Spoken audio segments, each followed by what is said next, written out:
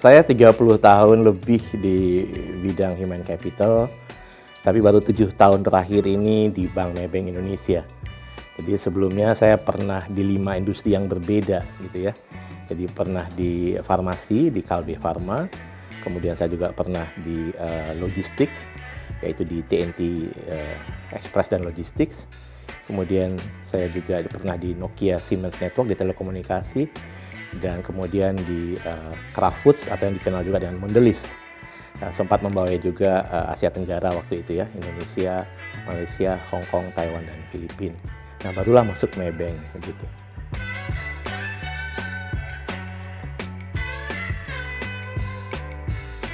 Iya, kalau dibicarakan target, ya kita mencoba melihat bahwa human capital itu kan harus mendorong future ready organization.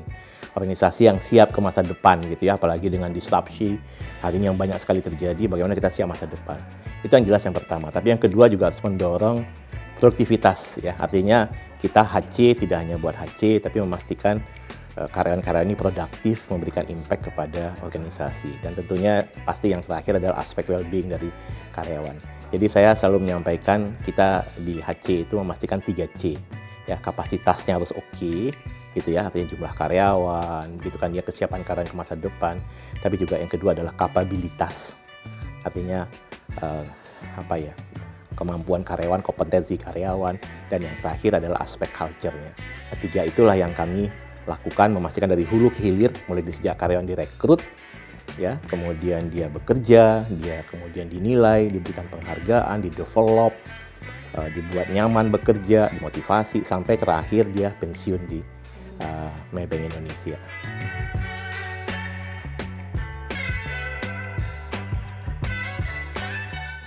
Saya beruntung ya, merasa beruntung bahwa saya datang dari 5 industri yang berbeda gitu. Artinya membuat saya lengkap pandangannya dan saya tidak terkungkung hanya dari perbankan. Dan pada saat saya di interview waktu itu oleh Pak Taswin Zakaria, our CEO, saya tanyakan, "Are you sure you want to hire me?" Saya datang dari industri yang berbeda gitu. Terus beliau bilang, "The reason I hire you karena saya mau dapatkan view yang berbeda."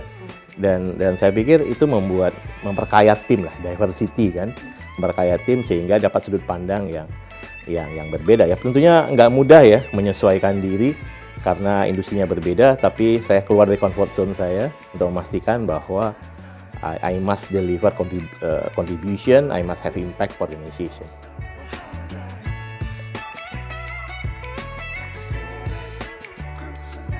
Tentunya HC terlibat sejak awal, jadi bukan kemudian bisnis menentukan, kita awal terlibat dalam menentukan bisnis mau kemana, khususnya dalam memberikan pandangan-pandangan untuk bagaimana bisnis dan people gitu ya bisa saling mendukung untuk pertumbuhan bisnis itu dulu. Nah, barulah kemudian tentunya saya harus mencoba melihat bisnis mau kemana yang tadi kita sepakati tadi, dan tadi 3C tadi, kapabilitasnya masih pas ya, artinya bisnis mau tumbuh kemana, nah kapabilitas karyawannya oke nggak gitu ya, kemudian capacity, jumlah karyanya oke nggak, kemudian kita lihat lagi culture apa yang harus kita lakukan untuk memastikan bahwa ini kita bisa tumbuh ke depan. Nah, di sanalah letak peran HC. Jadi kita totally bukan cuma support function, kita totally adalah involved directly untuk memberikan impact kepada bisnis.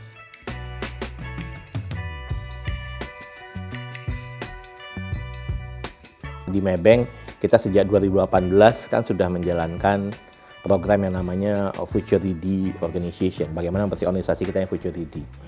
Nah, di situ ada 6 pilar skills ya yang kami tetapkan sesuai dengan guidance dari grup ya, mulai dari digital awareness, kemudian kita bicara data driven decision making, kemudian kita bicara human centered design, kemudian juga bicara agility, risk governance, dan juga bicara future communication.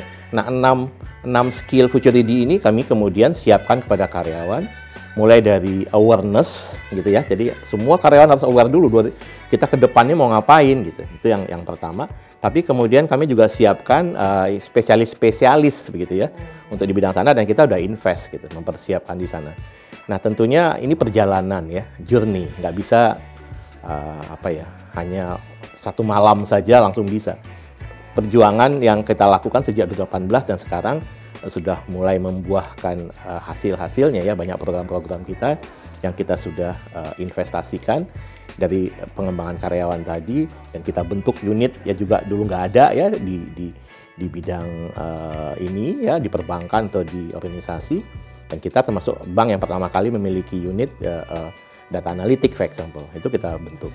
Kemudian kita memperkuat tim digital kita memperkuat tim IT kita, dan untuk karyawan-karyawan yang ada tentunya harus selalu upskilling dan reskilling untuk memastikan secara digital mereka siap memastikan untuk ke depannya begitu.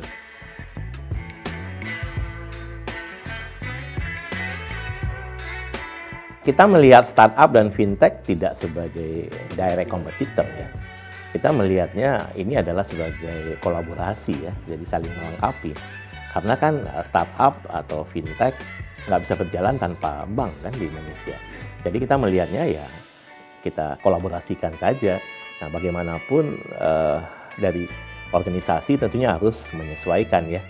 Apakah ada unit-unit yang menjalin kolaborasi tadi, dan tapi saya sampaikan tadi dalam konteks future ready, tentunya karyawan kita kan juga harus punya open mindset ya, kita nyebutnya growth mindset ya, artinya mereka harus terbuka dengan apa yang terjadi, nggak bisa mengatakan wah kita udah oke dengan begini aja gitu, nggak bisa, tapi harus mencoba welcome dengan apa yang terjadi dan menyesuaikan, agile dan menambah skill-skill sehingga bekerja sama dengan tadi ya startup atau fintech ya. Kita kalau saya menyebutnya battlefield-nya berbeda gitu. Battlefield-nya totally berbeda. Kita jadikan ini sebagai sarana untuk saling melengkapi, untuk memberikan bahasanya customer experience lah kepada pelanggan gitu ya, pada nasabah.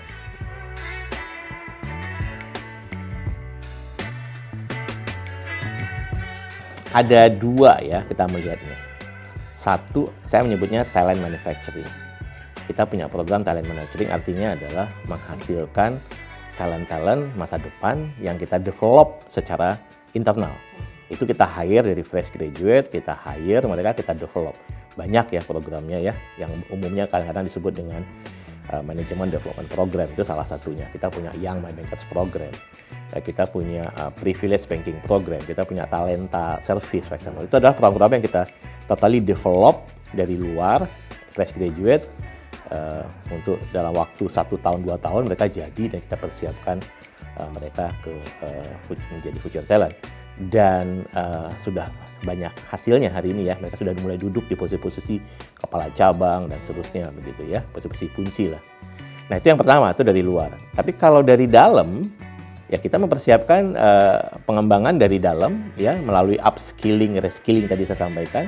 Kita ada program namanya Frontliner Acceleration Program. Jadi dari frontline ya, talent customer service ya, kita upskilling reskilling, mereka bisa menjadi masuk ke posisi frontline bisnis ya, di develop. Kebayang ya, mereka cuma biasanya melayani nasabah secara pelayanan gitu ya. Nah sekarang masuk ke aspek penjualan, itu nggak gampang. Nah, tapi kita latih mereka dan banyak yang juga udah sukses mereka gitu. Itu kemudian. Nah kemudian yang lain adalah kita selalu mempersiapkan, kita ingin karyawan ini adalah a plan for success, not plan for failure. Orang sering sekali pindah posisi, didorong, dipromosi, tapi nggak dipersiapkan. Nah itu yang kita nggak mau. Itu kebanyakan akhirnya gagal. Orang sukses satu posisi, pindah ke posisi lain belum tentu sukses, karena beda kompetensinya. Nah, jadi kita punya program banyak tuh yang kita sebut preparation program. Yang pertama branch manager preparation program. Jadi orang dari posisi account manager, RM, yang mau jadi BM, disekolahin dulu. Kita sekolahin dulu. Jadi kalau mereka sudah selesai, masuk talent pool, begitu ada posisi BM kosong, mereka yang naik. Jadi udah siap mereka, karena udah disiapkan baik melalui kelas, baik melalui on the job. Kita punya program namanya adalah Service Manager Preparation Program. Jadi para supervisor teller customer service, kita siapin dulu. Jadi begitu dia posisi service manager kosong, mereka naik, dan itu yang kita lakukan. Jadi transition program ini cukup banyak, kalau nggak salah ada 5-6 jenis hari ini kita siapkan. Dan kembali lagi, sudah paling nggak 50% dari alumni sekolah ini sudah duduk di posisinya. Dan tingkat keberhasilan jauh lebih tinggi daripada trial and error ya. Jadi mereka yang bagus di satu posisi sebelumnya dipindahkan tanpa persiapan. Nah, itu yang kita lakukan. Jadi kita punya talent manufacturing, dan kita juga punya program internal development from within.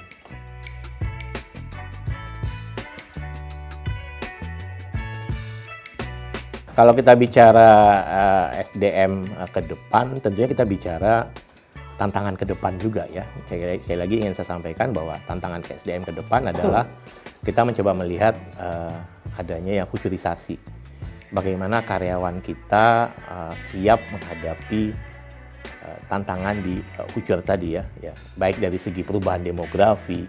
Kita bicara perubahan demografi kan, generasi yang bekerja hari ini tidak lagi generasi baby boomer, generasi X, tapi sudah generasi Y, generasi Z, bahkan mulai nanti satu saat generasi Alpha Plus sudah mulai mau akan bekerja gitu ya. Nah tentunya bagaimana kita harus menyiapkan arsitektur HR-nya, HC-nya di sini untuk siap menghadapi masa depan gitu ya.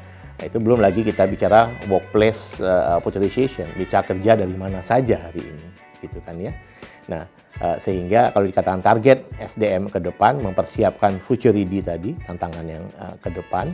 Tapi kita juga ingin memastikan transformasi HC-nya sendiri. Kami menyebutnya dari bisnis partner menjadi bisnis player. Nggak cuma sekedar mendampingin bisnis, bahkan HC-nya juga bisa menghasilkan, tadi tidak hanya mendampingin bisnis ya, sebagai bisnis partner, tapi juga bisa menghasilkan bisnis melalui channel-channel HC. Gitu. HC kan punya network, HC punya komunitas. Bagaimana kita menggunakan komunitas ini untuk memperkenalkan produk-produk HC, bagaimana kita menggunakan kekuatan brandingnya di HC di Maybank untuk bisa membantu bisnis.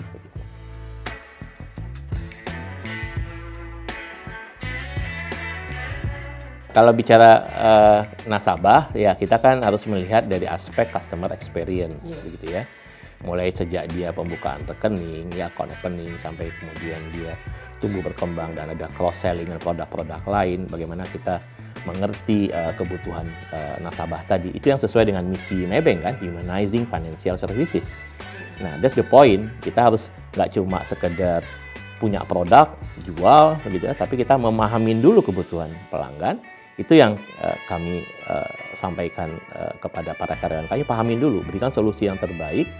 Ya, dengan demikian kita mencoba bisa menawarkan solusi yang terbaik buat mereka dalam proses yang bisa lebih efisien melalui otomatisasi proses, digitalisasi proses, dan disupport dengan di Maybank kita banyak inisiatif digital termasuk robotic process automation, artificial intelligence, machine learning yang artinya mempercepat proses tadi lebih akurat dan membuat customer lebih nyaman, lebih mudah, termasuk dalam proses-proses di digitalisasi kita sudah menggunakan konsep human centered design. Jadi kita pahamin banget painful dari si customer tadi dan kita address. Itulah dalam mendesain sebuah produk-produk di Maybank begitu ya. Nah, ini kita ada unit sendiri Customer Experience Management, tentunya HC bekerja sama dengan mereka baik dalam pengembangan karyawan, baik dalam running program dan seterusnya.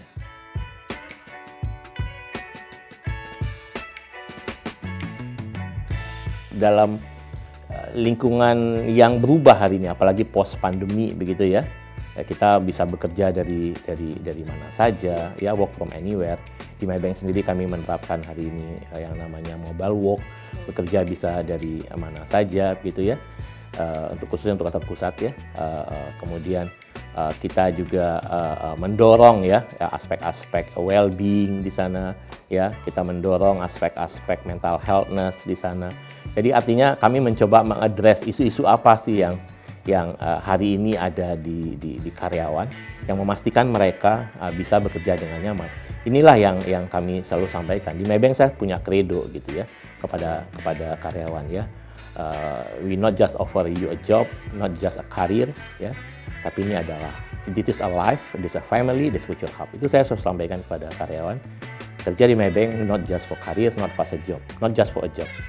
But this is a life, there's a family, there's future hub. Itu yang kami sampaikan. Jadi aspek komunikasi gitu ya dengan pimpinan, dengan para manajemen tim harus diupayakan terjalin dengan baik sehingga dia juga merasa nyaman bekerja, berkomunikasi dan tentunya mendapat aspek-aspek perhatian dari manajemen. Kita punya program banyak di HC ya, ada namanya HC Care, kita punya tabungan simpati ya, inisiatif-inisiatif yang kita dorong kepada karyawan untuk memastikan bahwa mereka bisa bekerja dengan nyaman.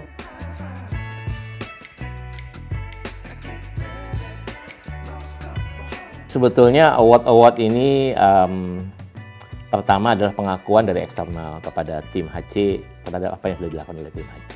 Ya, saya apa namanya, untuk membuat karyawan kita di HC lebih termotivasi bahwa what you have done so far been recognized by the market lah gitu ya. Itu satu. Tapi cukup banyak award yang kita sama sekali tidak apply. Kan ada juga yang award diperlombakan, dikompetisikan, ya kita berkompetisi lah di sana ya. Ini contohnya yang di depan ini kita berkompetisi di sini ya. Ini contohnya ini ISAR Excellent nih. Ada aspek gold, ada silver, ada bronze contohnya. Alhamdulillah tahun lalu kita menjadi grand winner ya. Tahun ini bukan grand winner tapi awardnya lebih banyak gitu ya. Ini cuma masalah jumlah dan seterusnya ya, hitungannya grand winner ini. Jadi di segala aspek alhamdulillah kita cukup banyak dihargain ya, baik dari konteks international award maupun lokal award ya. Kita Maybank alhamdulillah mendapat penghargaan Great Place to Work ya, Great Place to Work. Ini adalah dari ISAR Asia. Dan alhamdulillah satu-satunya perusahaan di Indonesia yang meraih 7 kali berturut-turut. 7 kali berturut-turut. Jadi ya kalau 7 kali pas saya menjabat ya. Sampai hari ini 7 kali itu ya nggak ada. Boleh dicek, nggak ada yang 7. Paling adanya 5, 4, 3, yang 7 cuma satu. 7 cuma satu. Itu berturut. Nah itu penghargaan dari ISAR Asia itu yang pialanya ada di belakang yang mirip orang kayak piala Citra gitu ya. Nah jadi alhamdulillah apa yang kami raih hari ini dapat diakui lah oleh masyarakat ya, dan kita banyak menjadi best practice hari ini. Orang kadang suka datang untuk minta diskusi, saya kadang-kadang sering diundang untuk Pak sharing dong. Ya udah, niat kita adalah, kalau saya selalu niatnya adalah Indonesia kompeten. Bukan berarti kita bagus buat diri kita sendiri, enggak lah, tapi adalah kita sharing kok. Kalau udah bagus dinilai, orang lain butuh sharing ya kita sharing aja, nggak ada yang rahasia lah gitu kan. Artinya kalau semua jadi bagus, makin baik buat Indonesia yang lebih baik, so what gitu ya. Artinya kan lebih baik buat kita dan Maybank ya. Ini bentuk tanggung jawab sosial Maybank juga ya kepada khususnya Indonesia yang kompeten lah.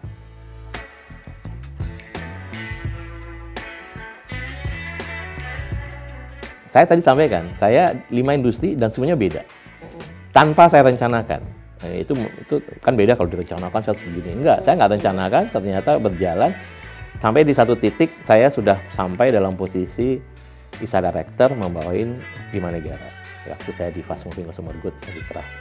Saya pikir ini saya sudah dari segala macam organisasi, sudah sempat membawain 5 negara, artinya tidak hanya bukan Indonesia lagi. Saya pikir saya akan pensiun di situ gitu.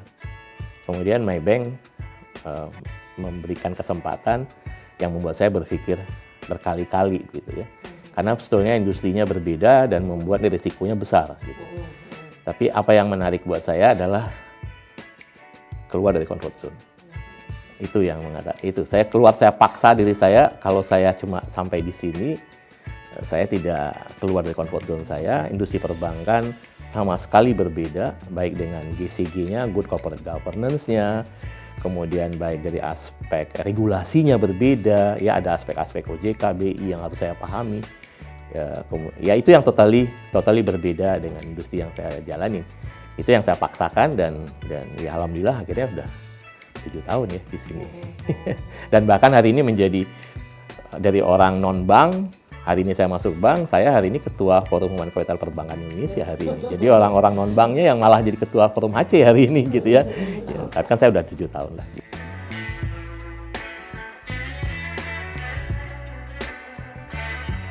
Ya, ada beberapa hal yang universal ya, bahwa manusia itu bagaimana sih mengelolanya, bagaimana memotivasinya, berkomunikasi gitu ya, sama secara umum ya. Nah, tinggal ngebungkusnya dalam konteks, ya ini mendorong, kan HC nggak for HC, kita mendorong ini dalam rangka apa? Ya tentunya mendorong organisasi harus produktif, kan begitu. Disitulah baru berbeda memahaminya. Tapi kalau pendekatannya, programnya secara umum hampir sama, tapi bagaimana kita meng-connect program HC supaya deliver produktivitas gitu ya, supaya deliver future ready organization gitu kan, supaya deliver talent readiness gitu kan ya. Nah itu yang akan berbeda, sehingga dibutuhkan pemahaman bisnis atau organisasi yang berbeda. Saya tidak hanya menempatkan diri saya sebagai orang HC, saya adalah director of the company gitu. Jadi saya harus memahami walaupun ada spesialisasinya gitu ya, tapi saya harus tetap memahami dari industri dan bisnis gitu.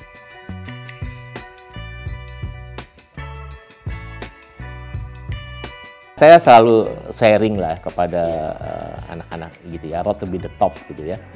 Yang pertama tentunya build vision. Jadi memang harus jelas mau kemana sih gitu ya, mau kemana sih. Jadi jangan bekerja cuma menjalani hari-hari begini BIU aja, business as usual, tapi adalah mau kemana sih. You must have the target gitu ya. Itu yang pertama.